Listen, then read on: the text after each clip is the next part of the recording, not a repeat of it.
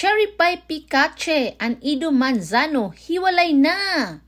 Isiniwalat ng veteran actress na si Cherry Pie Picache na hiwalay na nga sila ni Ido Manzano ilang buwan mula kumalat ang issue na break na sila ng actor-host. Sa isang panayam, pahapyaw na sinabi ni Cherry Pie Picache na magmamahal ako ulit nang kumustahin ang kanyang love life. Hindi ba sa edad kong ito ngayon, I cannot depend my happiness anymore on somebody else, hindi ba? Beside, dapat din ay buo ako o whatever or kompleto ako kung magmamahal ako ulit, say ni Cherry Pie. We are good friends. He is a very good person. We are very good friends. I think we are okay naman. And I think we will always love each other, tugon pa nito. Positibo naman ang premyadong aktres na makakatagpo siya ng bagong mamahalin.